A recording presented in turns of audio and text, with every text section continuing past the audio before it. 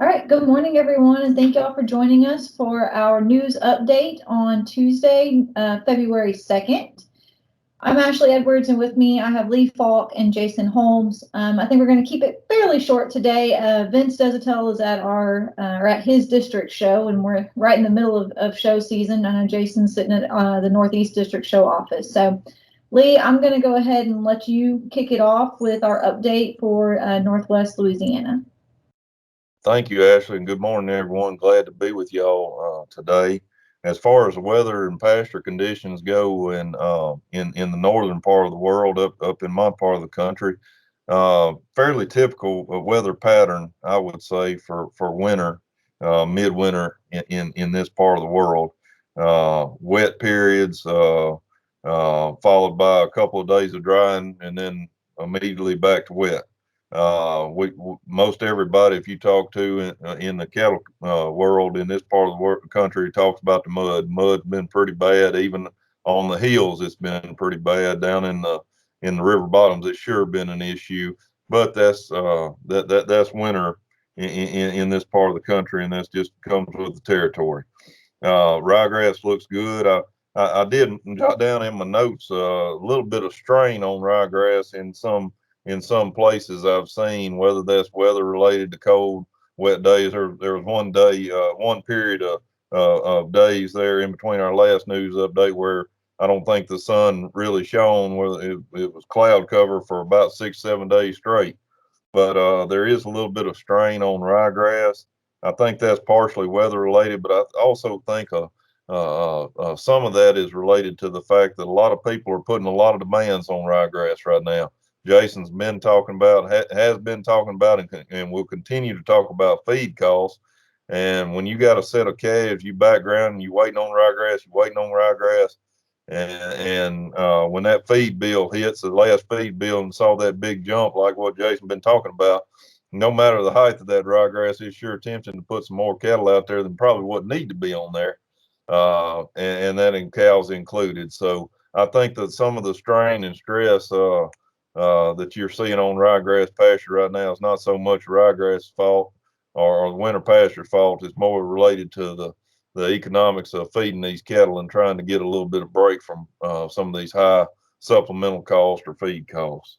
Just wanted to make mention to folks, it's getting to be about the time of the year to be thinking about buttercup control in pasture. I was at a man's place last week, kind of walking around looking at it, and there's a lot of buttercup coming up in those pastures. If you don't know what that is, it produces a small yellow flower, and it can be the bane of existence in the cattle business, especially in North Louisiana, maybe in South Louisiana as well. I'm not too sure on that, but it's a prolific weed, prolific seed producer. It's easily controllable with 2,4-D, amongst several other things that can control it. If you've got a problem of that in your pasture in springtime, with buttercup, one of the things that you have to notice whenever it is in full growth stage, and especially in the flowering, it can really take up some real estate in your pastures at the exact wrong time of year. Whenever you're needing that volunteer ryegrass or whatever you got coming up there, it can take up some valuable real estate. So if you've had trouble with it in the past and have told yourself, I'm going to really control that stuff in years to come, now's the time to be getting it on your mind. Definitely start getting some control plans together on that. Um, in the course of our visits and talking with some folks, we continue to talk about the cost of doing business and kind of the economics on being in the cattle business. What brings this to mind is I was on the phone with a young producer last week. A young guy has been in the cattle business for a couple of years now, and has gotten the chance to expand into much larger operation through leasing some land and buying an additional 150 head of mama cows. And we went through some scenarios, and I sent him some stuff on economics as far as costs and everything, and expected profit. And I feel like I don't need to tell you guys that listen to this report. If you're listening, you're probably in the cattle business. The fact that margins are tight. They are just as tight and just razor thin these last few years, and especially this last year. It has been a tough go for anyone in the cattle business trying to balance it out and everything.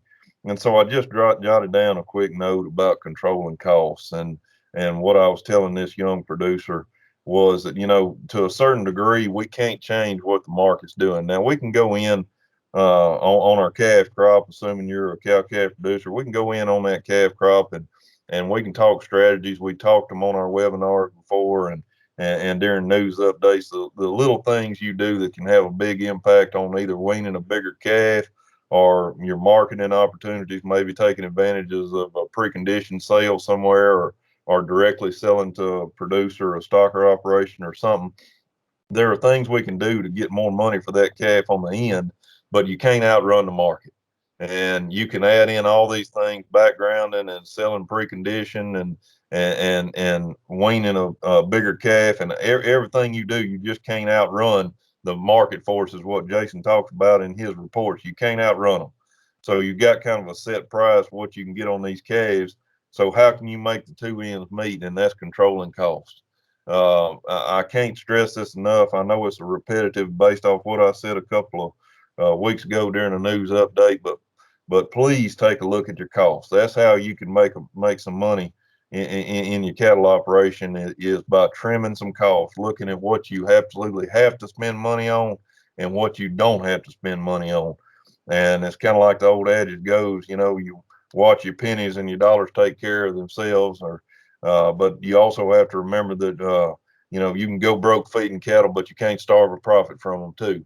So you got to be careful where you spend your money on, and spending money in the right places.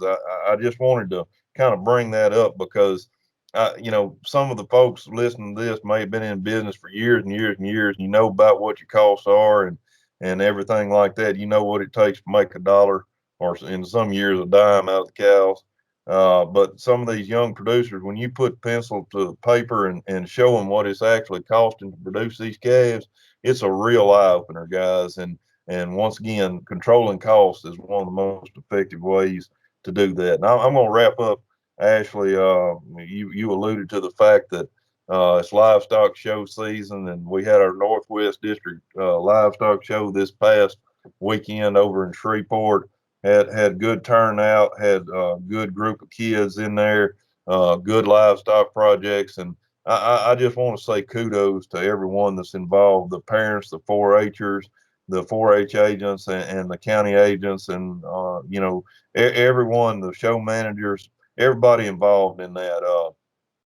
Some of the regulations are, people are have a hard time stomaching some of them, but it's done out of the health and safety of all involved, and it's a tremendous task to put on one of these district or parish livestock shows, state livestock shows for sure during a normal year. But you add in this pandemic and these show managers and these other personnel involved, it is quite a task to perform.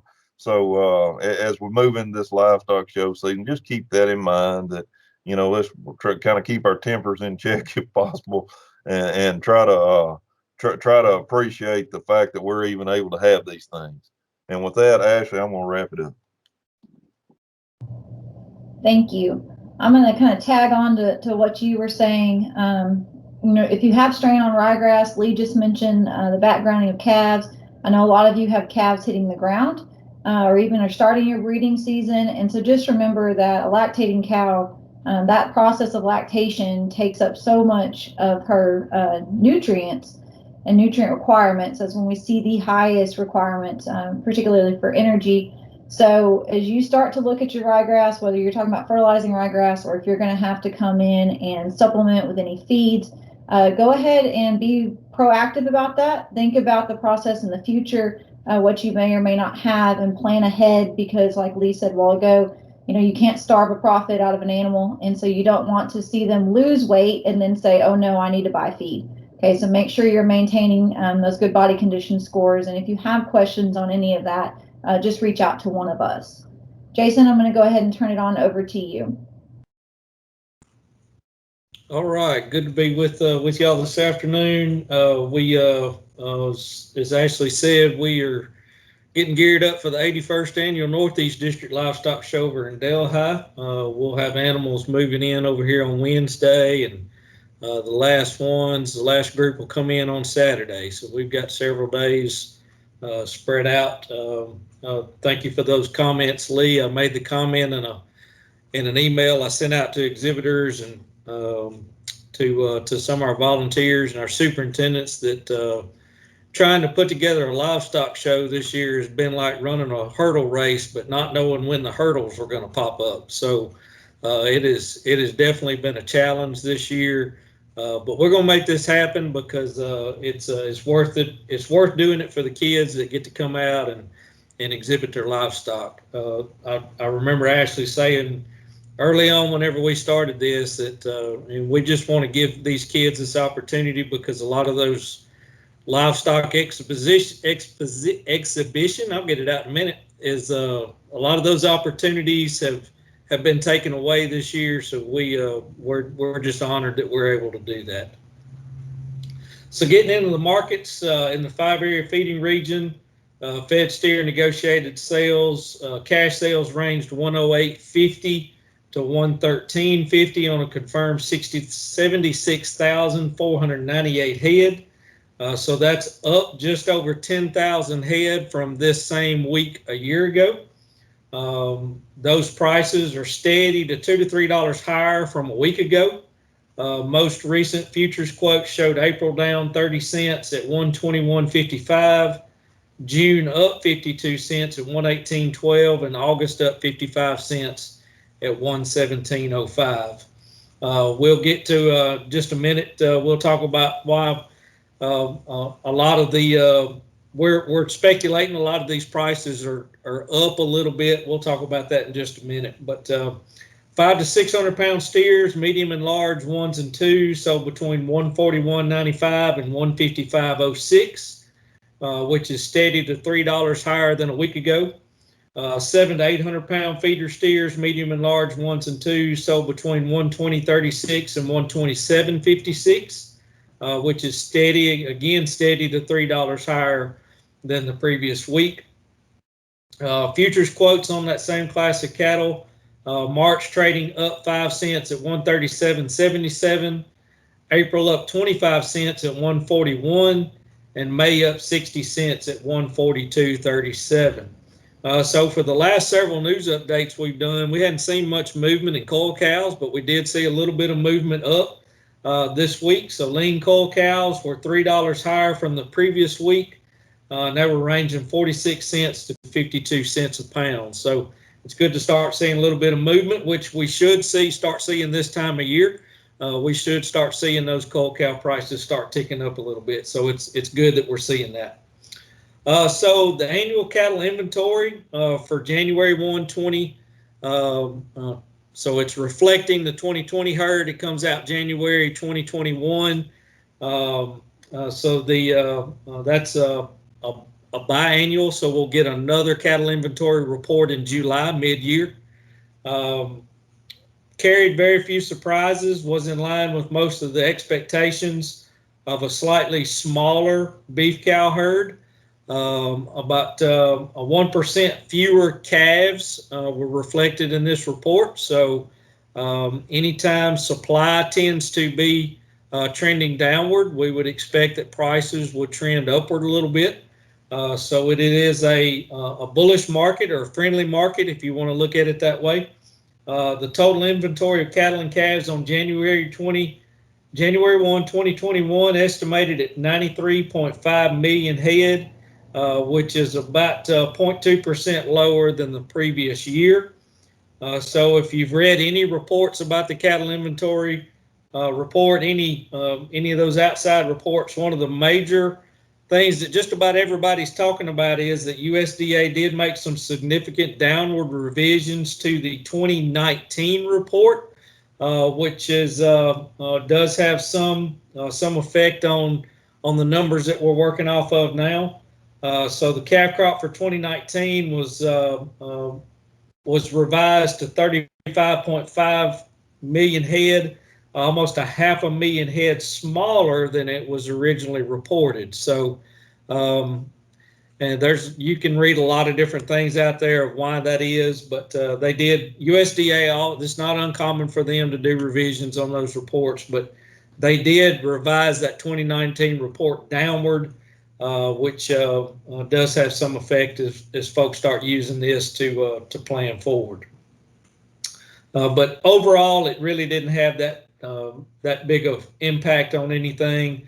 But again, because we did see a fairly friendly report, we are seeing some of those prices start trending upward, which is a good thing. So getting into our feedstuffs, it was good to see several of our commodities kind of start evening out. It seems like for the last several news reports, I reported every feedstuff that I report on was trending upward. So now we're seeing several of them that were starting to steady out. So there was no change from a week ago, which is a good thing. So we'll get right into them. Rice bran trading steady at $140 a ton. Soybean meal trading down $18.50 at $455.50 a ton. Soybean hull steady at $135 a ton. Corn gluten feed steady at $725 a ton. DDGs up $7.50 a ton at $225 a ton. Cottonseed meal up $25 a ton at $460 a ton. Whole cottonseed finally started leveling out, so it's steady at $320 a ton. And corn is up 13 cents a bushel at $5.67 a bushel. So, yes, I understand there was still some upward trends in there, but we got several of them that are starting to level out, which is a good thing. So with that, Ashley, I'm going to turn it back over to you and go out there and play in the cold a little bit more, because let me tell y'all, it is cold in Delhi. So the folks that are listening to this from Northeast Louisiana, it is cold in Delhi. We got a nice little north wind blowing, and anytime we get a north wind blowing in Delhi, it's cold. So I'll leave it at that. Thanks. I think I bundled up too much when I was in Shreveport on Saturday. I was starting to sweat just a little bit in the show ring, but I will pack extra when I head your way tomorrow. I'm going to wrap up with an announcement for our Beef Brunch webinar next week. So our monthly webinar will be with Bradley Pousson. He is an A&R agent in Calcasieu and Cameron parishes, and he's going to talk a little bit about hurricane recovery efforts. So what has been done, what they're still doing, maybe just a little bit of, moving forward, hindsight 2020, what you can do for, I probably shouldn't say 2020 like that, but what you can do in the future to prepare for hurricane season. So that will be next Tuesday, February 9th at 10:30 a.m. That will be live, and again, we will record it, and I will have it up next week on the Beef Brunch website. And then our next news update will come to you Tuesday, February 16th. I'm not 100% sure what that's going to look like, because most of us will be at the state show, but we will get something out to you. Jason, you have something else you wanted to add? Yeah, we were talking right before we got started recording. Lee had brought up the latest round of CFAP payments. So let me just touch on that real quick. So with the new administration in Washington, so they did put a freeze on the current CFAP programs that are out there. Investing with our local Farm Service Agency folks, that is not unusual whenever we do get a change in administration in Washington, for them to freeze those current programs, and just so they can kind of get a grasp on what's going on. So that does not change you having the ability to go in and sign up. So the sign up period is still available. That I think that ends on February the 26th, if I remember right. So they can still go into the local FSA office. They can get signed up.